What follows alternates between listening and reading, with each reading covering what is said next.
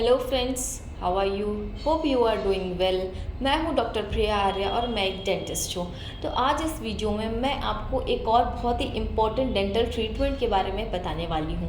ज़्यादातर लोगों ने सुना होगा कि उनको डेंटिस्ट ने एडवाइस किया है रूट कैनाल ट्रीटमेंट करवाने के लिए या आरसीटी करवाने के लिए, या जिसे नसों का सारवार या नस का ट्रीटमेंट भी कहा जाता है।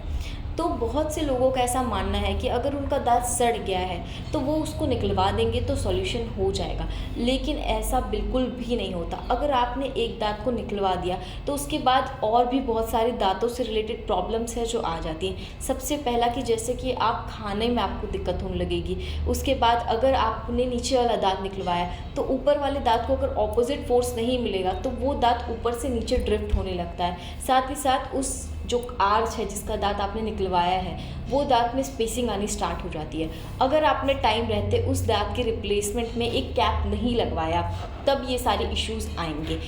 तो आइए एक मॉडल के थ्रू मैं आपको समझाती हूँ कि अगर आपने दांत निकलवा दिया तो उससे क्या एक साइड इफ़ेक्ट होगा, जो कि बहुत इंपॉर्टेंट है आपके लिए जानना। तो जैसे कि आप ये एक मॉडल कास्ट देख सकते हैं। अब मान लीजिए आपने ये जो खाली स्पेस है यहाँ पर एक टूथ था जिसे आपने निकलवा दिया, ठीक है। तो अब इसको निकलवाने के बाद आपको इस तरीके का एक क्राउन ब्रिज 3 कैप आपको पहनने पड़ेंगे ताकि इस स्पेस को आप फिल कर सकें, ताकि आप नॉर्मली खाना खा सकें, ठीक है। तो अब इस कैप को पहनने के लिए आपको क्या करना पड़ेगा, इसके जो आसपास के दोनों टूथ हैं, इन दोनों टूथ को, ये जो दोनों टूथ है ये हेल्दी हैं पहली बात, ठीक। तो अब इन दोनों टूथ को आपको थोड़ा साइज़ में छोटा करना पड़ेगा, ट्रिम करना पड़ेगा, जिसे कहते हैं क्राउन प्रिपरेशन करना पड़ेगा। इनको छोटा करने के बाद इसका इंप्रेशन होगा और फिर इस तरीके का कैप बन के आएगा और तब ये बनेगा। पर अब इसका नुकसान क्या हुआ सबसे बड़ा, अगर आपने इसी दांत को, जो पहले आपका दांत था जिसमें सड़न लगी थी, जिसे डॉक्टर ने आपको आरसीटी करके बचाने के लिए कहा था, अगर आप उसको नहीं निकलवाते, उसी सिंगल टूथ को बचा लेते और उसी पे कैप लगवा लेते, तो आपको ना तो ये और ये दोनों हेल्दी टूथ को छोटा करवाना पड़ता और ना उसमें बेफिजूल के कैप पहनने पड़ते। तो सबसे बड़ा साइड इफेक्ट ये है दांत निकलवाने का कि आप जब उसको वापस से कैप से रिप्लेस करेंगे तो आपको साइड के आसपास के दोनों टूथ का लॉस होगा, उसको आपको छोटा करवाना पड़ेगा, उसके साथ साथ आपको उस पर कैप पहनना पड़ेगा। तो आइए अब जान लेते हैं सबसे इम्पॉर्टेंट चीज़ कि कब डेंटिस्ट आपको एडवाइस करता है कि अब आपको आरसीटी करवानी चाहिए। तो उससे पहले ये समझ लीजिए कि सड़न जो है वो 2 टाइप की होती है। अगर इसको मेडिकल टर्म्स में कहा जाए तो एक रिवर्सिबल पल्पाइटिस होता है, एक इरिवर्सिबल पल्पाइटिस होता है। जो रिवर्सिबल पल्पाइटिस होता है उसमें पेन कॉन्टीन्यूसली नहीं रहता है, उसमें सेंसिटिविटी आपको होती रहती है और उसका रीज़न है कि अगर आप हीट, ठंडा, गर्म या कोई भी हॉट चीज़ों का इंटेक कर रहे हैं तो उसके कारण आपको सेंसिटिविटी या पेन हो सकता है। लेकिन जैसे ही हमने स्टिमुलस को हटाया तो वैसे ही वो पेन ठीक हो जाएगा और विद इन मिनट्स वो एकदम आपको आराम दे देगा। तो इसका ट्रीटमेंट ये है कि आप इसको कोई भी सीमेंट या रेस्टोरेटिव मटेरियल से फिल कर देंगे केरियस को रिमूव करके, तो ये ठीक हो जाएगा। तो इसे कहा गया है रिवर्सिबल पल्पाइटिस। अब आता है इरिवर्सिबल पल्पाइटिस। तो जैसे आप नाम से ही समझ रहे हैं, इरिवर्सिबल मतलब जिसे वापस ठीक नहीं किया जा सकता, वैसा ही नहीं बनाया जा सकता, उसे कहा गया इरिवर्सिबल पल्पाइटिस। मतलब अगर हमने कोई स्टिमुलस, जैसे अगर ठंडे गर्म के कारण आपको पेन हो रहा है, उसको हटा भी दिया तो अब वो पेन ऐसा नहीं है कि रुक गया है या एकदम वो पेन फ्री हो गया, तो ऐसा नहीं है। तो इसमें आपको डॉक्टर एडवाइस करता है आरसीटी करवाने के लिए से। तो इसमें क्या होता है कि जो सड़न है वो आपकी पल्प तक पहुँच गई है और उसके कारण कभी कभी लोगों को एब्सेस या पर्स फॉर्मेशन भी देखने को मिलता है। तो अब जान लेते हैं आरसीटी की क्या स्टेप बाय स्टेप प्रोसेस है और वो किस तरीके से परफॉर्म की जाती है। तो आरसीटी जो है वो मल्टीपल विजिट्स में भी की जा सकती है, सिंगल विजिट आरसीटीज़ भी होती है।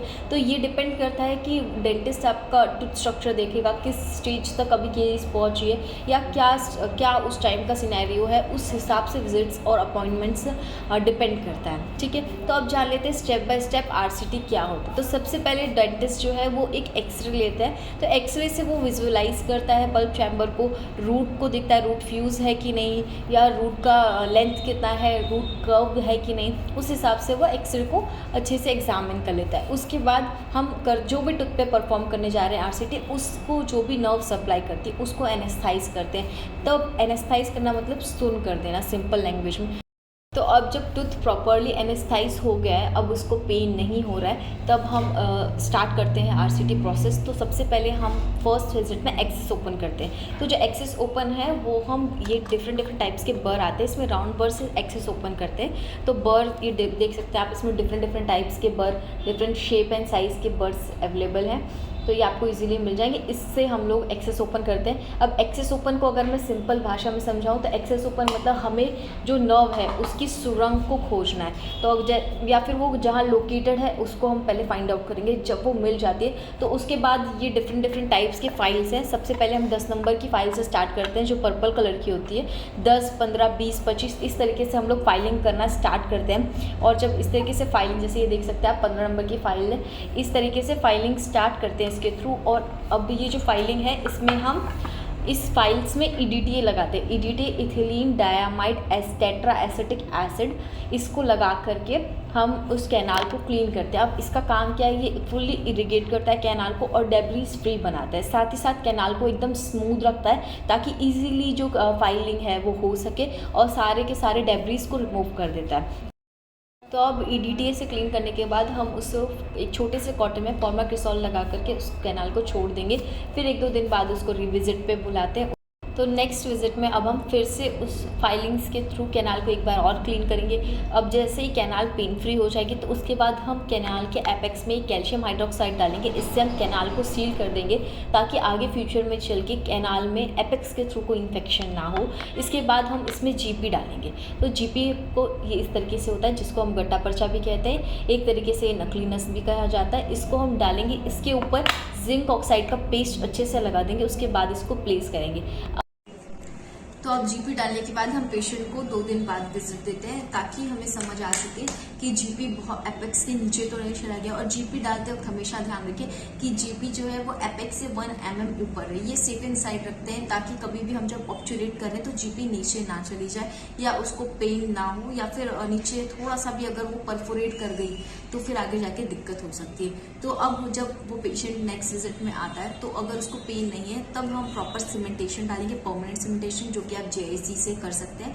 JIC से करने के बाद उसका हम उसको क्राउन प्रिपरेशन करेंगे। क्राउन प्रिपरेशन के बाद उसका इम्प्रेशन होगा। उसके बाद जैसे ही कैप आएगा, कैप हम उसको लगा देंगे। आप देख सकते हैं इस दांत में सड़न लगा है। तो हमने पहले एक्सेस ओपन किया, कैनाल्स को ओपन किया, उसके बाद उससे सारे के सारा जो भी डेवलपमेंट है वो सब फाइल्स के थ्रू निकाल दिया और कैनाल को एकदम क्लीन कर दिया है। अब हम उसमें GP प्लेस करेंगे।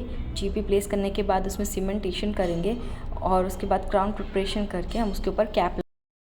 तो अब ऐसे भी टूथ होते हैं जो एकदम ग्रॉसली डिकेड होते हैं, यानी कि पूरा का पूरा सड़ा होता है, मतलब ऊपर का जो उसका वाइट वाला हिस्सा है वो पूरा सड़ चुका होता है। तो बहुत से लोग ऐसा समझते हैं कि उसको निकलवा ही देना है, अब वो दांत नहीं बच सकता, लेकिन ऐसा नहीं है।